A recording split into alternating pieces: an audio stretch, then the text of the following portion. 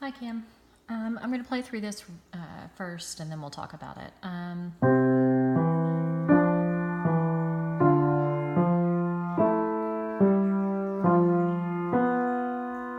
Right there, you've got a diminished fifth, right? B to F.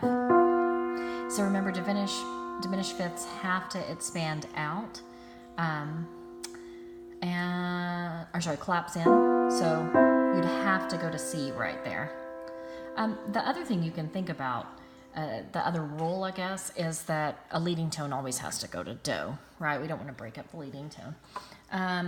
But at least when it's forming one of those. So if you would move, let's see if I can get the pencil going.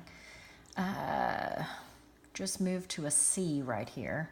Now that's going to change some things. You know what might work better is if we put that B there. Yeah, gosh, that has you singing a tritone too, though, doesn't it? What if instead you put a D here, so that makes a third, and then you have your diminished fifth, and then you're going to expand into a, would that work? No.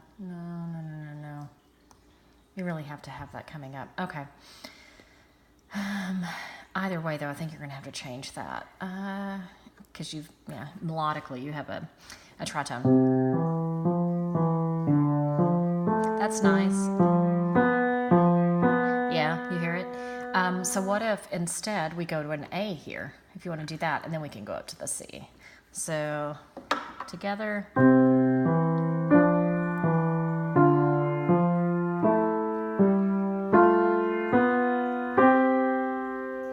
Oh, nope, then we would get parallel fifths. Or well, not parallel fifths, but we have a diminished fifth to a perfect fifth. That doesn't quite work well. We may just have to change that fifth to something else. What if instead, why don't we circle down to the D and make a third and then come up to that third? Then you'll have parallel thirds, which is fine. We can do that all day. See if we like that.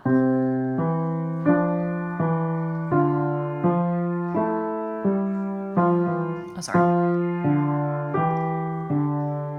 Yeah, that works. And then right here you have a fourth on the downbeat. And remember, fourths are dissonances. So they're fine when they occur there on a weak beat.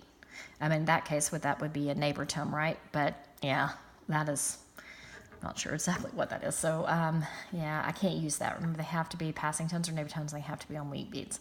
So let's change this to something. You could go C then D. Does that work? Maybe C here and then D there. So then you'd have a sixth and a fifth. And then this guy, you could still keep your fourth, and that would be a passing tone, right?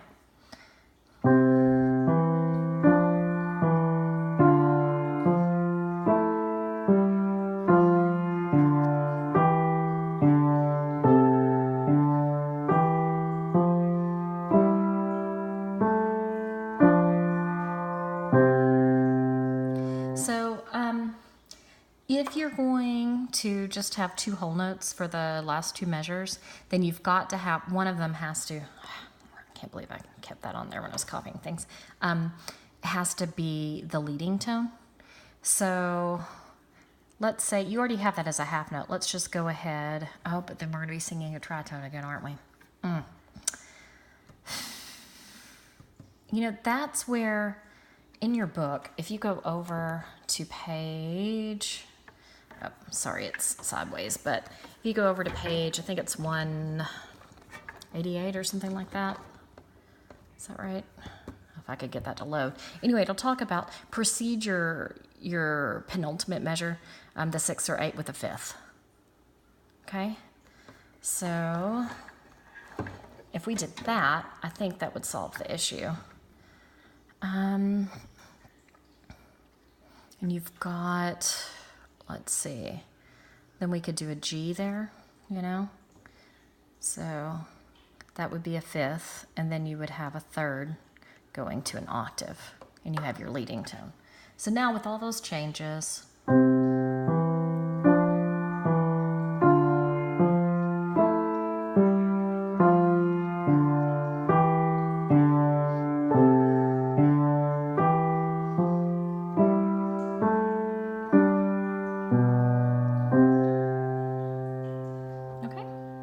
so you can, if you want to go back and redo this one and have me regrade it, that's fine. Let me make that into a half note. And if you can think of another solution, that's fine. Just be really careful about having one line with a melodic tritone, where you have to sing a tritone in the line, and then also putting dissonances on downbeats. We can't do that in second species. So the only species where we can have dissonance on downbeats is fourth species with suspensions and fifth species and that free counterpoint. Okay.